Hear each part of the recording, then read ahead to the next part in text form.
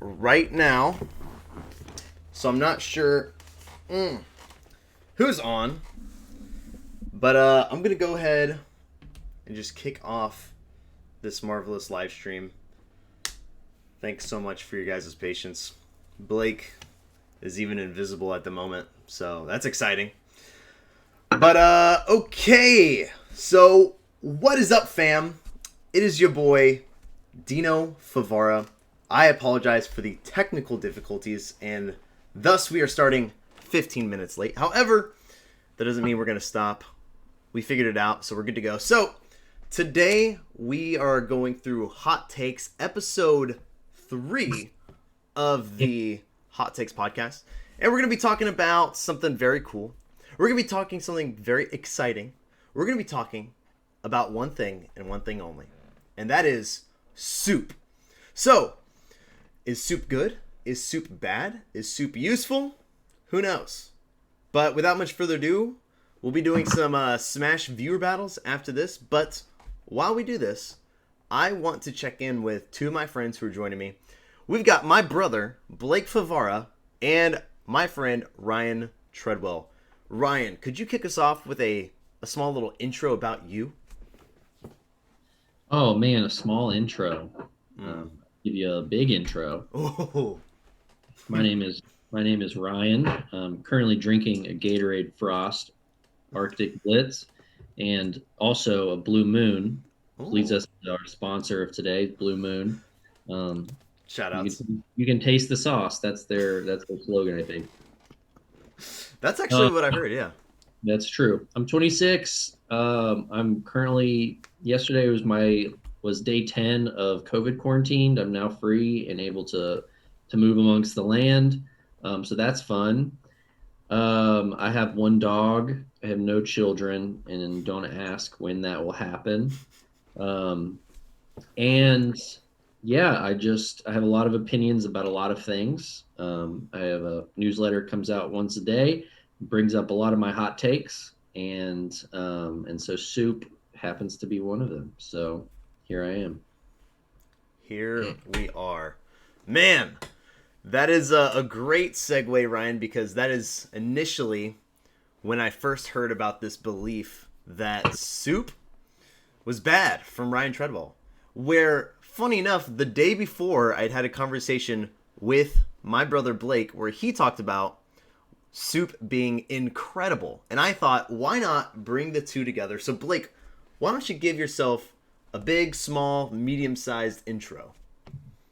Well, my name's Blake. I'm currently going to school at Georgia Tech for chemical engineering, and I will be graduating this next semester, which will be nice. I have one dog and a wife. I'm using her Zoom at the moment. Her name is Joy. And I have been not able to go anywhere for the past year, basically. So I'm just ready for us to be able to go and do stuff. So whether that's a month or two from now, I'm ready. That is so good. Well, guys, friends and family who are watching back at home, we've got, I see Trevor 1097, my sister. Oh. We also got Brendan, and we've got my fiance, Jenny Leonard. Guys, we are watching and we are learning, and we're going to hear from these two about soup. So what we're going to do is we're just going to ask them to do some opening statements. Blake had mentioned his was 15 pages long with citations, but we're just going to have him start off. He's going to do a quick little intro on his belief of soup, and then Ryan is going to come with his introductory statement. So Blake, could you start us off, please? So how much time am I allowed to have? We're going to give you 5 to 10 minutes for this one, Blake.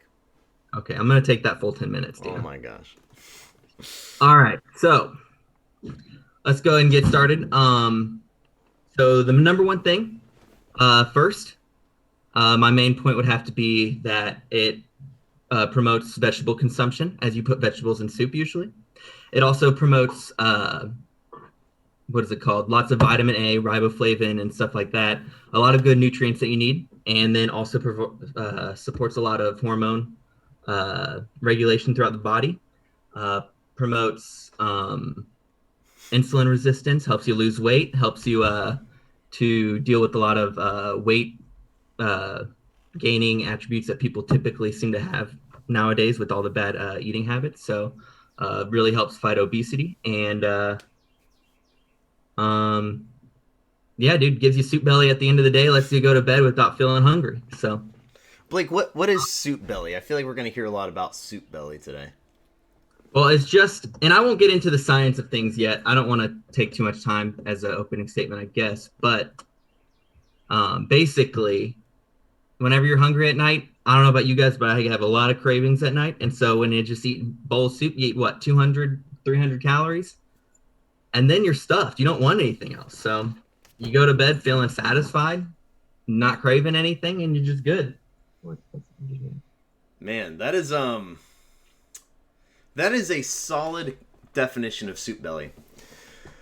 Okay, Ryan, that was a pretty good intro from opening statement from Blake. It was like 45 seconds. I thought we were doing 10 minutes. Okay, actually, I'll go into it. Okay, first of all, okay, opening statements. I know that most people would have to say, well, one thing I'm worried about eating soup and stuff is the high amount of sodium. And I think that's going to be the biggest issue here because there's really not much else to really criticize salt on, but or soup on. So getting into salt, we just want to talk about how really salt affects the body. Okay, so basically, there's a hormone called aldosterone that's a natriuretic hormone that is basically, in simple terms, the sodium urinating hormone.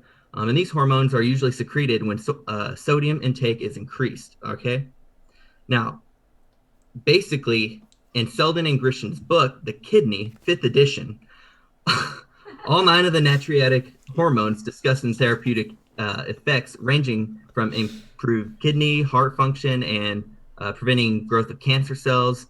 All of these natriuretic atrial peptide bonds show promising in different health studies and stuff for better blood vessel regulation and heart palpitations, and has a lot of future potential in therapeutic help that can be used to help with different heart disease and coronary diseases that will arise in the future and that we're currently facing today. And to be honest, people will usually say, well, over-consuming salt can be very bad for you. Well, it's actually really funny because actually the best way to deal with how much salt you should have is basically just our natural sense of taste. One of the things runners will usually notice after running a long time and having salty foods, suddenly they'll start feeling really tasty and wanting foods such as pretzels, potato chips, hot dogs, all these salty foods. And it might seem, oh, well, these foods are all bad for me, but it might just be that you're craving salt. Because salt, I know that it might seem weird to say, hey, follow your cravings. And I'm not saying that exactly. I'm saying the salt part, you should follow your cravings when it comes to that. Because other things that you might crave, like sugar, alcohol, technically, people can basically crave all of those things, but none of those substances are actually necessary for life. And optimally, if you were to have 0 of those substances, it would just be a beneficial positive. Now, let me ask this just real quick. You can continue your intro. I'm gonna quote a townsfolk from the hit show Parks and Rec. If sugar is bad, then why did Jesus make it taste so good? I'd love to hear your thoughts.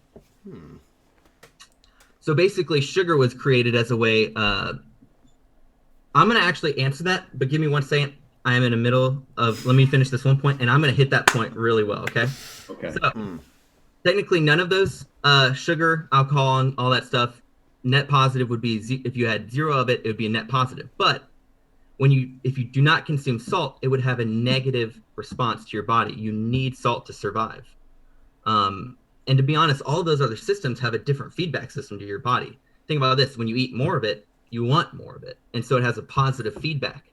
While salt, on the other hand, has a negative feedback system. As you eat more, you want less and less until you get to the point where your body can't even stomach it anymore. And that's because your body's telling you how much you need.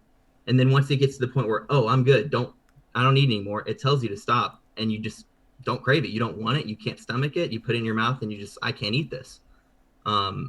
And so basically, you can see this by the fact that over the past 50 years, salt consumption has relatively stayed the same within a margin of error of 3%, while over the past 50 years, sugar and alcohol has significantly and exponentially grown, which has caused a lot of worse health defects and stuff like that. Now, about why does sugar taste so good? Sugar was actually created and actually has a very good system for animals and a defense mechanism for animals, as animals need to be able to lower their insulin resistance so that they can gain fat on a very fast basis. That's why bears like to eat a lot of horrible foods eat honey and meat, because what that does is it causes visceral and adipose tissue fat to form on the animal, allowing them to basically hibernate for the winter. So sugar was actually a really good tool for animals that need to hibernate in the winter to be able to gain fat very quickly. And if you notice, all of these sugar-based things are very prevalent in the summer, but they're not in the winter. And that's actually supposed to be because animals typically will eat them a lot in the summer, gain a lot of fat, and then they will go into hibernation phase where their body will actually eat that fat away, and it's more of a survival mechanic. And so it actually has a really good that's the reason as you eat more, you want more of it. It's so your body can eat more and more and get more fat.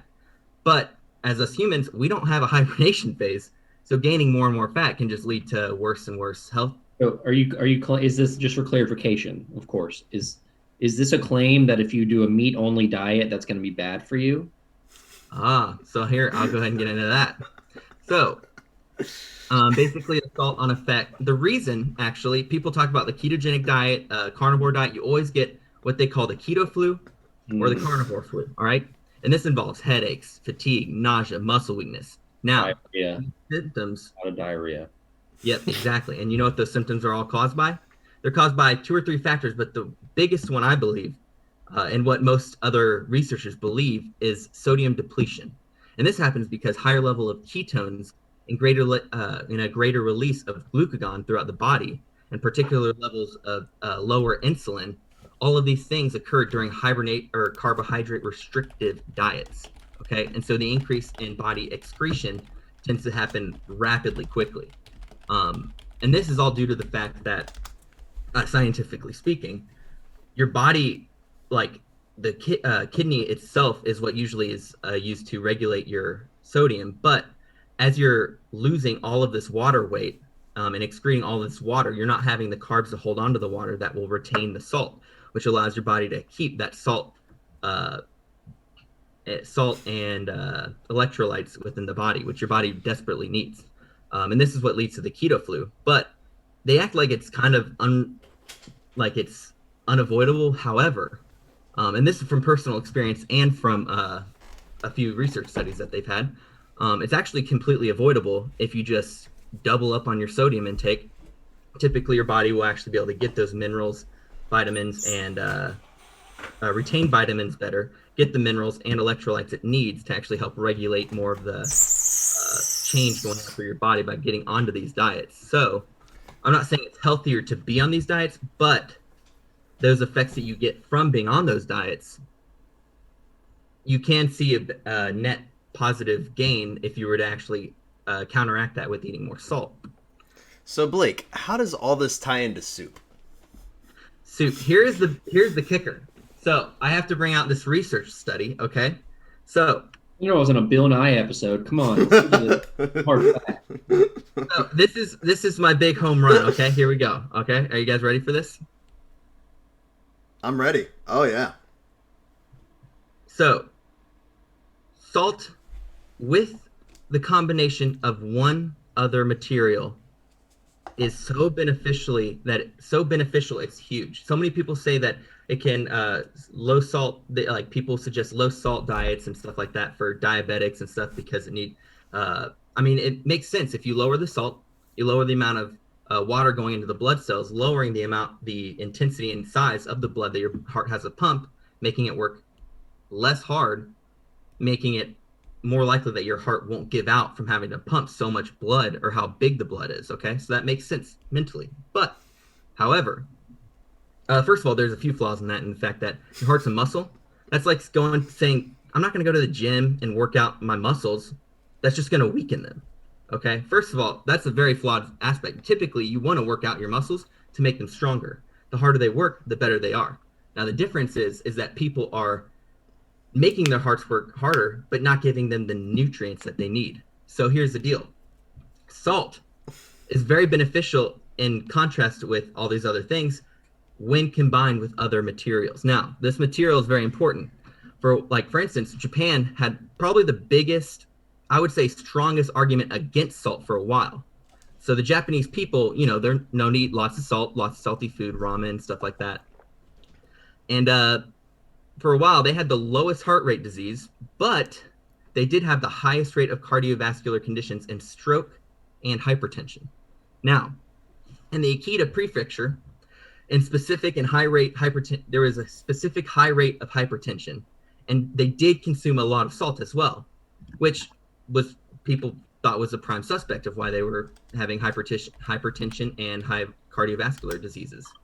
Though the researchers had been pointing to these factors of salt, they also noticed that they were also deficient in vitamin C deficiencies and the presence of cadmium that was in the intestines of the widely eaten river fish around there. However, the Akita prefecture had stroke rates that were much less than the Amori region. The Amori region had much less strokes than the Akita region, which was right next to the Akita region, and this was mainly due to the fact that both sides were consuming high amounts of salt. But this is a crazy thing. The Amori region was eating high amounts of potassium. Okay, now potassium. What's happening here? These people had the average blood pressure and had a blood pressure of 131 over 78. That's a really low blood pressure, if anything. But yet they were eating almost a little bit more salt than them, but consuming 4 times as much potassium as them. So you can see that the difference in the relationships to their food, specifically potassium, can lead to high. This is shown in Dr. D. Nicoliano's effect from the Seventh-day Adventist vegetarians and omnivores and Mormon omnivores. Okay, and you can see this because in the daily intake of sodium that the groups were exposed to, they were usually around 3,500 milligrams to 3,700 milligrams, which is basically double what the World Health Organization says to do. And it's, I think, double the amount that the U.S. typically will actually consume. The average blood pressure was totally normal. Importantly, that the potassium was that they were eating was between 3,000 to 3,800 milligrams per day. That's triple what America's currently eating right now on average, okay? And so, as you can see, for instance, in September 2015 as well, there was a paper that showed the quartile groups that consume most sodium and lowest rates of and they had the lowest rates of hypertension, coronary heart disease, and stroke. But you'll also see that the potassium intakes in these groups rose along with the sodium intake, probably because a lot of the sodium came from vegetables like kimchi that they were eating. Now, how does this have to do anything with soup? Well, soup is high in sodium. So you might think, well, how am I supposed to get potassium out of this? Oh, wait, I got a soup can right here. And let's see, they have, oh, wow, that's 17,000 milligrams of soup. That's a lot of sodium. But wait, let's look at the potassium. 740 milligrams of potassium? Damn, well, that's a pretty killer combo, dude. And I can tell you exactly what the beneficial relationships to this is. It's shown that the potassium, by eating more potassium and salt, it helps regulate your hormones, specifically another hormone called, aldosterone. And this pathway is usually caused for insulin resistance, okay? Now this I'm not gonna, I see you guys' face. I'm gonna let you guys. No, Blake, go ahead. That's good. Go ahead and wrap up your opening statement, and then we'll pass it off to Ryan. I want to throw up.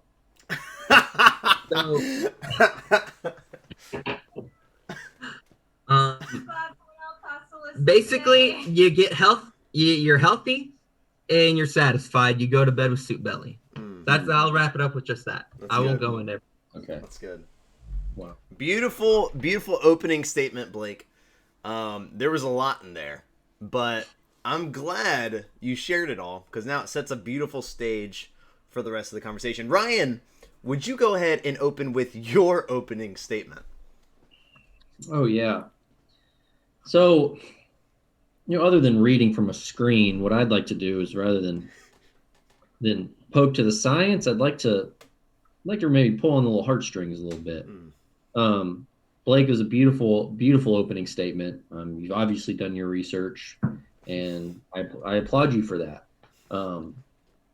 But you forgot about the essence of why we're here, and that is, it's all about the soup. See, if we were having an argument and a debate about salt, I mean, winner chicken dinner. You've taken the cake, my friend, and kudos to you. Myself, just as anyone else, time and time again, I'll go downstairs and swallow a handful or a spoonful of salt just for the kicks and giggles, and I know that's been part of our American tradition ever since the beginning of time. But that's not why we're not talking about salt. We're going to talk about soup. And before I even get into the meat and the goodies of my opening speech, I felt like part of your opening statement was a bit ill-timed, talking about the taste of salt and the taste of sugar. And currently there's millions of people based off of COVID that don't have their sense of taste or smell. And I think they would welcome that taste head on, just to be able to taste them, just a minuscule amount of anything. I mean, that'd be a win in their book. So it's fine. I understand. It was in 2021. I just felt like that should be acknowledged.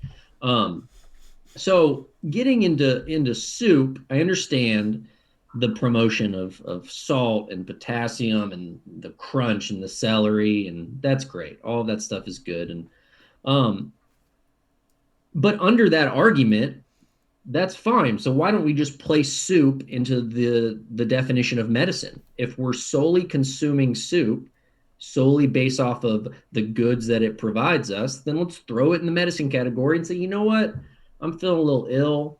I got a temperature of 106. What's going to really move that down is a good old fashioned hot bowl of soup. A little bit of salt, a little bit of potassium, and that's fine. However, I don't necessarily want to talk about, is soup good or bad, because here's the reality. Everyone is subjective. Some people like Dino prefer dinosaur-shaped nuggets and mac and cheese for dinner. And then people such as Blake, they love I've heard dozens of times of Blake just eating stalks of celery for dinner. I mean, just pounds upon pounds of celery. That's fine. It's your prerogative to do what you choose. And so everyone has different taste buds. Everyone can choose what they like. And so I don't want to talk about a soup good or bad. We're constantly battling this line, right? Of what do I like and what is healthy? And where's the healthy middle ground? Where's that sweet spot where we can find it? And in soup, for me, just based off of principle, isn't even close to that middle line. Yeah, if I want to find more salt and more potassium, then okay, yeah, why don't I eat a bowl of minestrone, 3-bean chili, something like that. Really taste the sauce, as Blue Moon would say. But we also live in 2021. I can go to the local CVS or Stop and Shop, and I can buy potassium tablets and buy salt tablets. I want to move away from what am I gaining, knowing that you can gain anything anywhere at any time. I can go online and buy horse pills and consume those horse pills if that's what I want to do. So I want to go more to soup based off of principle doesn't make a lot of sense. Where we live in luxury, 2021 America. I can go right now and order 8 pounds of chicken nachos, and they will be at my door in 8 to 10 minutes. And then I can consume those because I'm an American, and that's what I want to do. And soup will never be the thing that I think, I'm hungry. You know what I want? I'm going to go for a big bowl of soup. And there's nothing worse, in my opinion, when you're parched or your belly's grumbling a little bit. And so, you know what I want? I want hot liquid pushed down my throat. No solids, maybe like a little bit of chunk every now and then, but I'm just going to push hot liquid as fast as I can. If that's the case, then why don't we put soup into the tea category? I'm saying we could put soup in a variety of different areas, but based off of principle, it's not where I think the world wants to land. Think about it. You go to Panera Bread, you go to Atlanta Bread Company, which RIP. I don't know if they're still around, but probably not. And you can order soup, but I think if we did a study, and again, I'm not the science guy over here, but I would imagine the vast majority of people that go there, they're not just getting soup, they're getting soup and a sandwich, soup and a salad. It's a little bit of yin, a little bit of yang. So if you want to get soup as an addition, that's fine. Like, again, it's up to your taste buds, whatever really tickles your fancy. But in order for me to consume and enjoy the consumption of it, why would I choose soup versus the wide variety of other options that I can have? And so, yeah, I understand that the nutrients are there. I understand, but again, I can go to the store right now and get low sodium soup. There's also soup that probably doesn't have a lot of sodium. There's probably soup that they probably make no potassium soup just because someone out there is like, I hate potassium and I don't want anything to do with it. I can go eat a banana. I can go take a spoonful of salt and I'll be good to go. And so soup, I'm not saying is good. I'm not saying soup is bad. I'm just saying out of principle, it doesn't make much sense for that to be the go-to of that's my meal that's going to get me where I want to go.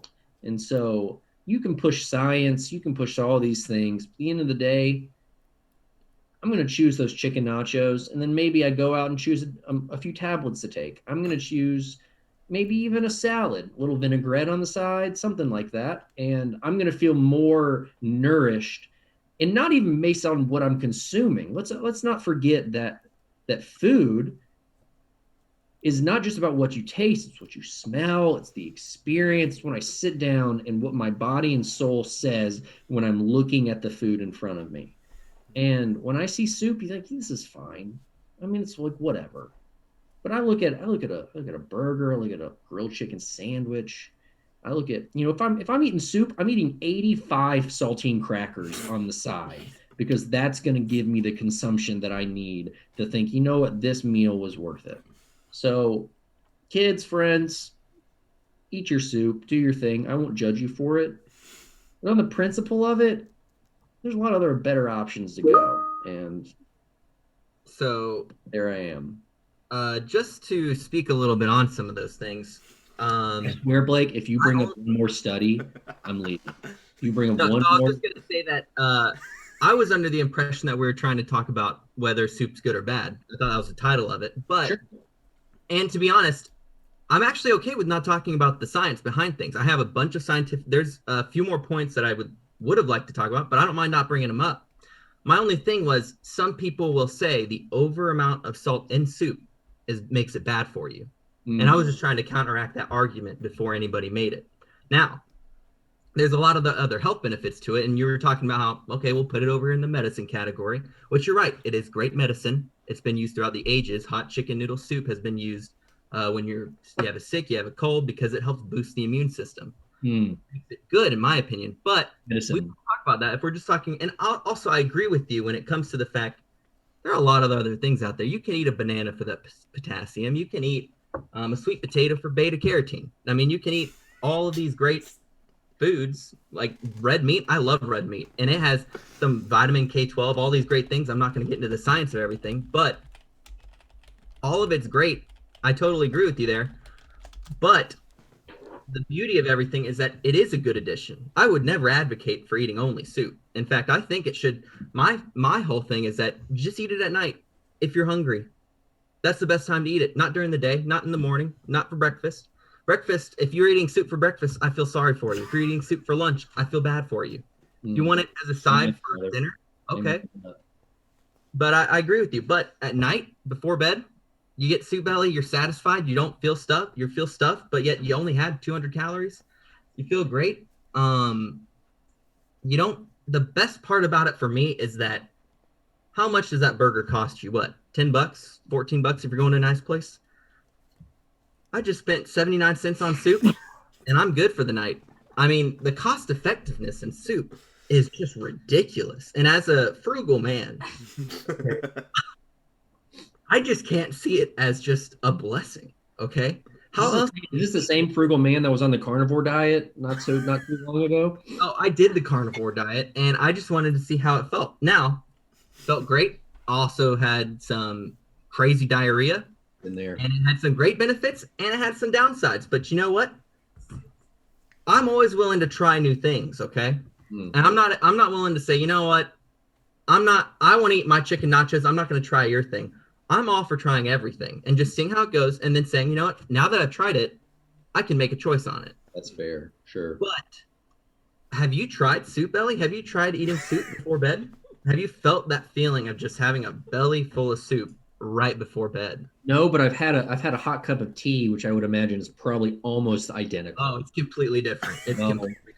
I've had both, and it's completely different. I've had hot chocolate before bed, and it's completely different. So, and that's like saying having hot tea and saying it's like soup is like saying I had coffee for in the morning. Does that mean it's like having soup in the morning? I'd say they're very different. I think that at that point we're pushing into the argument of there just has been no culinary experts that have perfected the art of breakfast soup. That very much could be the same. No one's dipped their toes into that pool yet. We're just waiting to see where we go at this point. Hey, I agree with you there. I mean, that's a great transition question, Ryan, because I'd love to talk about this idea of breakfast soup. I think a lot of people are interested in this potentially new area of growth. However, I want to pose a question for you both. Maybe there's been a breakfast soup that's existed for a millennia almost. Would you not argue that cereal is soup? Oh, interesting. Like a gazpacho of sorts, a cold based soup. Right. Sure. Or even honestly, Dino, you might even call oatmeal a soup. Well, see, Dino, here's the problem. And Blake, based off of our arguments, I feel like one thing's certain is that I think we're a lot closer in agreement than we probably thought we were before this call. Again, if someone likes soup, they want to add a nice little bit on the side, that's fine. You're all for that. We're dipping our toes into some much deeper conversations of if we want to talk about is cereal soup, then we're also going to have to ask the question, is a Pop-Tart a burrito? We're going to also have to ask the question that if an Uncrustable is a sandwich, then is a piece of ravioli? Like there's a lot of stuff. If we really want to get into this, I'm not saying we want to go there. I'm just saying that's where we're going to have to go if you want to continue this conversation. And I'm not saying I'm against it. Let's just agree that this is where we are. I mean, Ryan, I would have to 100% agree. In fact, these might even be future hot take episodes. Yeah. I mean, is a Pop-Tart a burrito? Is ravioli a sandwich? I mean, these are some great topics. I mean, I would argue ravioli is a sandwich at this point. I mean, you argued it so well. I have to be inclined to agree with you there. I think the biggest problem here is Dino, you came into this conversation thinking that a couple third graders are going to talk about soup. Oh no, quite the opposite. We've got a lot of opinions, and the question is soup good is too simple. I could write a doctoral thesis on is soup good based off of principle, but the idea of the soup is good, you're taking away the subjectiveness of your viewers and saying, I can't tell them if they like soup. Someone could go outside and eat grass and be like, I like grass. And I can't say that's a lie. Maybe they do. Maybe they like grass. So, everyone's got their own prerogative. At the end of the day, it seems like me and Blake are in a bit of agreement of, maybe with the exception of at night. Again, I don't hate myself, so I'm not going to eat soup at 10 p.m. But soup on the side, no doubt. I'm all for that. Soup as a main dish. It's not where we are as a country right now. I mean, I would have to agree with you there. Well, I mean, honestly, I only eat it at night. I don't even eat it on the side. I'm not going to lie. I specifically eat it at night. So you're a night soup guy. I'm a night guy. I'm a night souper, We like the belly of soup before bed, and it's just something I live by, honestly. It's at this point it's more of a a mantra that I go by every day, and I live by, and I probably will for the rest of my life. That, Blake, what a beautiful segue into, I think, Mm. another deeper conversation that I don't think Dino was prepared for us to have, which is if everyone closed their eyes and thought, you know what, let me think back. I'm 9 years old. I wake up on a Tuesday morning, ready for school. What was that one dish that sat in front of me that I thought, man, today's going to be a good day? And yes, there's consumption of food, there's the good and bad that comes from it, but there's also the emotional attachment that you have when you consume something. And for me and you, it seems like we're in the bit opposite. When you're at 10 o'clock at night and you're a little hungry, seeing that bowl of soup in front of you is a beautiful thing. It not only fulfills you, but it gives you maybe that sense of peace you were looking for. For me, I see a bowl of soup at 10 p.m. and I want to go and throw myself in the front of a car. But that's just where I'm at. If I'm sitting down and I see a bowl of cereal, 10 p.m., little CTC, Cinnamon Toast Crunch, oh man, I'm going to set myself up for not only a great night, but also the inevitable diarrhea that's going to come because I ate after 9 p.m. But this is the give and take. It's what you get. I think you agree with me much more than you think. I think going back to Dina's question, is cereal soup? I would argue it is. Maybe So it is. maybe you just agree with me there. Maybe I like a 10 p.m. gazpacho, Yeah, and maybe I just didn't think of it as soup. yeah, maybe you didn't know that.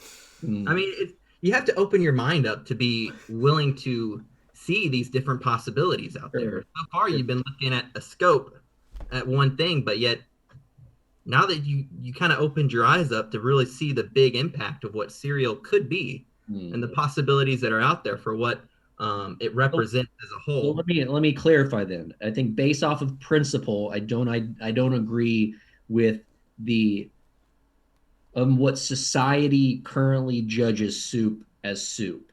Now, a couple years down the road, if we're looking at cereal and saying I love that soup, that's the current language that we're using. Maybe cinnamon toast crunch is just a little bit of croutons that you're throwing on top of your soup. Maybe that's where we're at. And if that's the case, then count me in. I am a soup fiend. I'm all for it. But right now, from what society is gauging as soup, out of principle, I just can't get behind it. Yeah. Man, these are some great existential questions and thoughts we're having. I have one last. I want to wrap this up, or at least start heading there, because I feel like we've come to some sort of agreement on soup, whether or not it's. I think we've all kind of agreed soup is a good thing. It's not something that's definitely evil, definitely bad, but on different principles, we can all stand at a different place. However, I want to ask one sort of overarching question. As I've been doing my research, it seems to me as if soup has kind of plateaued as a dish. Over the years, it seems like soup has become sort of just this all-encompassing definition of, say, some hot water, some salt, potassium, and maybe some chunky things to be thrown in there. Crunch. Yeah, some crunch, right? Cinnamon Toast Crunch. Some cinnamon toast crunch. Where do you think soup needs to go in order to get off this plateau and become an exponential growth in popularity over the next 30 years? I'd have to say that we need, honestly, if I'm going to be real, we're going to need some millionaire maker engineers out there that are willing to just put their foot forward and really open their minds up to the possibilities out there. Right now, what do we have? We have, and I'm not saying these are bad. I actually really like these, the ones with, carrots, vegetables, with beef in them, or chicken noodle soup, all that's great stuff. But you're right. People get sick of it. Like, think about if you had pizza every day for the rest of your life. Okay, that's a bad example because I would be okay with that. But if you had a cheeseburger every day for the rest of your life, for me, I love cheeseburgers, but I'd get tired of them. Too much. Yeah. But beef the would. same thing with soup. If we're not mixing it up, if we're not pushing some new technology out there that can really up the game of soup, it's gonna be even more stale in the future. It's a great point. And it's a great question. And just to let you know, I've thought deeply about this topic for a long time. Let me give you some perfect examples. Everyone's got Netflix. there's a hit show on Netflix been around for years called Chef's Table. And Chef's Table, what it does, if you haven't seen the show, is it highlights one chef and kind of their journey of where they are, where they came from, and where they are now, what their specialty might be, and you can go all the way to the coast of Italy, all the way down to southern Louisiana, and you find great chefs that are doing great things. But I tell you what, you go to any episode there, and no one's signature is soup. No one's saying, you know what really made my mark is I make a really, really good soup. And at this point, I think the culinary world has become a bit lazy in what it means to create a good soup. Everyone's remaking the burger. Everyone's seeing how they can make the best pasta dish. Everyone's throwing bone marrow inside of chicken skin and saying, this is where I want to go with my dish. And people are saying, I like it. But no one's going, you know what really makes me who I am is the soup I make. I once watched a documentary about a guy who owned a restaurant. He decided that he wanted the best thing about his restaurant is to be the bread and the butter that's served before their meal. So for years, all he did was figure out how to make the best bread, figure out how to make the best butter, and that's going to be their bread and butter. I mean, that's probably where that quote came from. But no one's saying, you know what I want to make the best in the world is soup. I think people are taking a lackluster approach at it, and I think the world deserves better. And I'm going to clarify, I also feel very strongly about breakfast as well in this category. I don't think people are really doing enough with breakfast. I want to go to a 3-star Michelin restaurant and have the best breakfast of my life. And not a single person in the world is doing that right now. And so, I think there's things in the world that people are getting lazy with, and I'm tired of it. And soup just happens to be one of them. So you're saying that this idea of soup and breakfast is ripe for the taking in leadership? I think you could define soup and breakfast as more of religious items at this point than maybe even culinary items. People believe so much in what they are now that they're not willing to change it. They're not willing to ask the hard questions. You need one or two innovators that's coming trailblazing through saying, you know what? I'm not just going to eat this French toast. I'm not going to eat this minestrone. I mean, you can go online right now, type in best chicken soup, and you're going to have 8 40-year-old white women that are like, this is my favorite soup. This is how I make it. And it's probably going to be good. Kaylin, my wife, makes a great chicken noodle soup. And again, it's tasty. Whenever she makes it, I'll eat it. But no one's trailblazing. No one's saying, I'm going to try something new. No one's adding raw chicken in their soup just to see what will happen.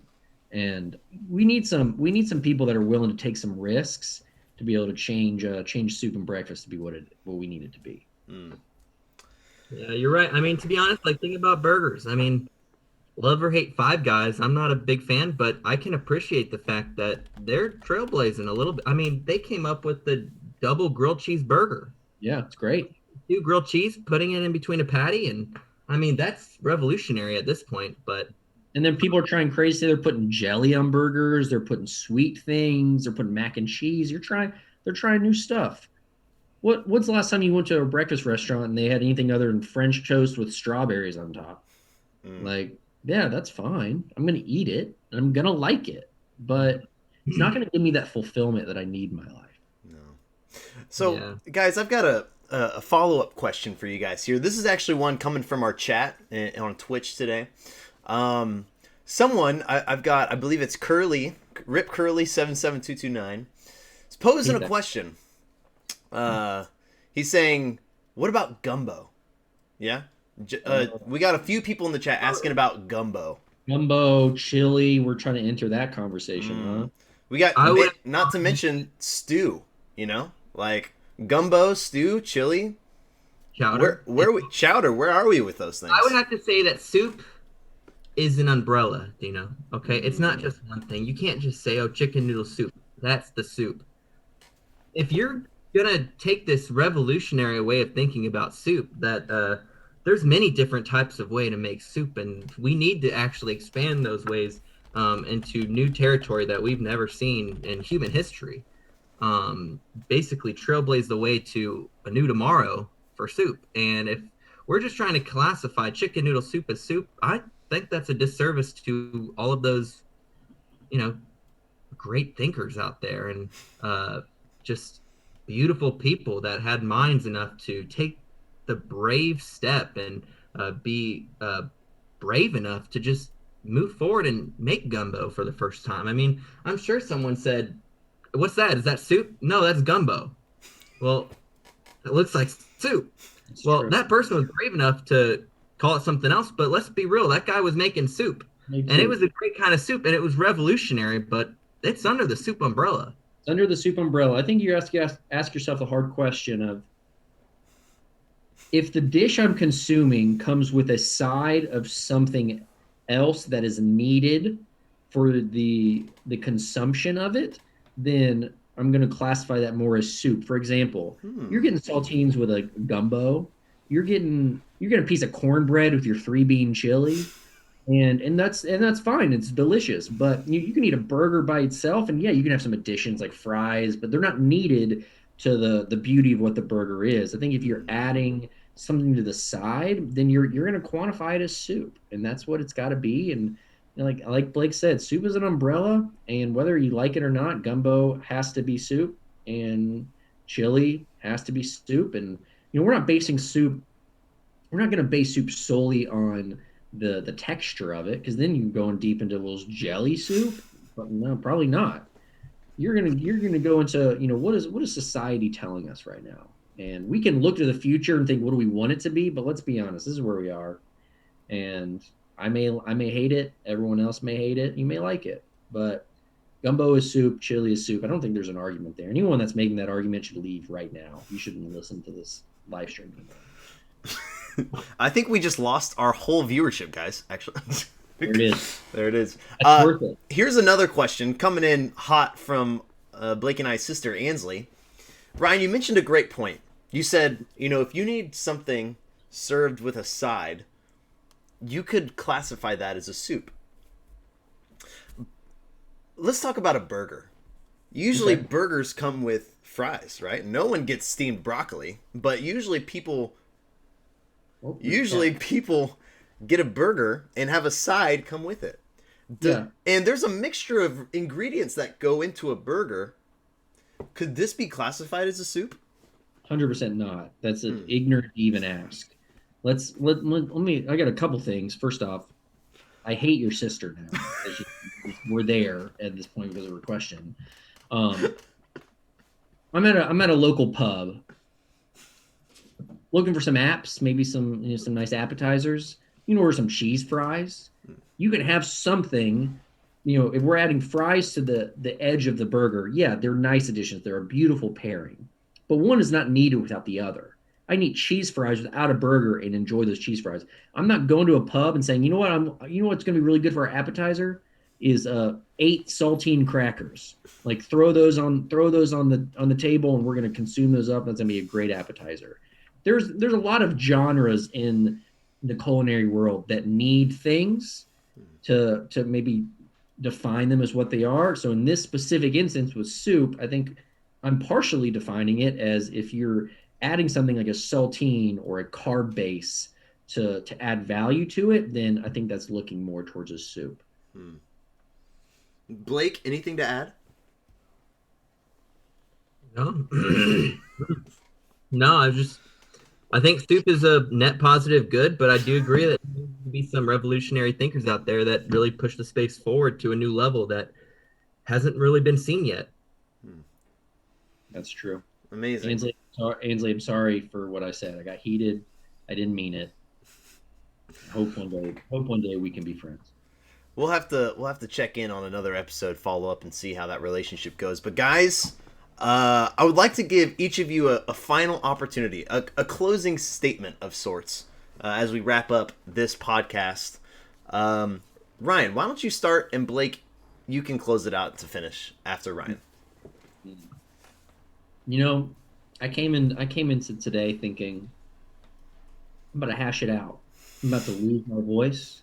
I'm about to scream uncontrollably about my belief of soup and another man's belief about soup being contrastly different. And I came in here for a fight, and I think I found a friend. I think after all this is said and done, I think I thought I was here, and Blake thought he was here, and I think we might have been touching a little bit. There's like a tiny little touch moment. And so I respect his belief on soup. I respect my belief on soup.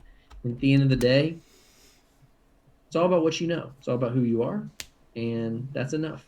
So it's been an honor to argue about soup, and hopefully one day maybe I can head over to Blake's house at 10 p.m. He can tell me a little bit about what soup belly feels like.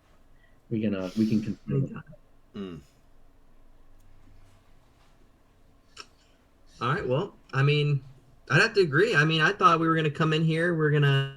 I thought someone was gonna throw out the old arguments of, oh, sodium's bad, blah blah blah. You can have too much and stuff like that. But coming in here and really talking about that is soup and what it means, and if the freedom to just, whether you love it, whether you hate it, whether you can just appreciate it what it is, but not Blake, I'm sorry to do this. I'm getting a call from my friend William, who texted me. He said he has something he'd like to say on air.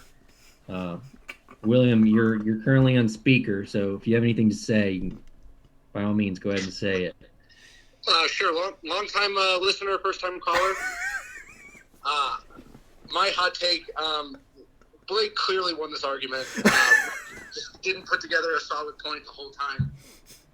Only thing Ryan's good at is wearing beanies. So Wow, that was anyway. Seemed rude. Okay, well, thanks for your feedback. Hopefully, you call again later. Yeah, sure. All right. Thanks for the call in, William. A good friend of mine, longtime listener, has been around for a couple of years now. So glad for the call in. Thanks, William, for calling. I felt disrespected by it, but it's his opinion, and all you can do is move on. That's right. And that might even be foreshadowing. We might have to bring William on this podcast to discuss a little bit more about these topics. What do you guys think? I think that'd be a great idea. He's got a lot of hot takes. Beautiful. Yeah. Well, guys, I think that's a beautiful closing statement from both of y'all. We are at a nice fat 52 minutes, so we're going to go ahead and shut things down here on the podcast side of things. We're going to chat. We're going to be getting into it. We're going to be playing some Super Smash Bros. Some arena battles, so stick around. We're going to have a good time.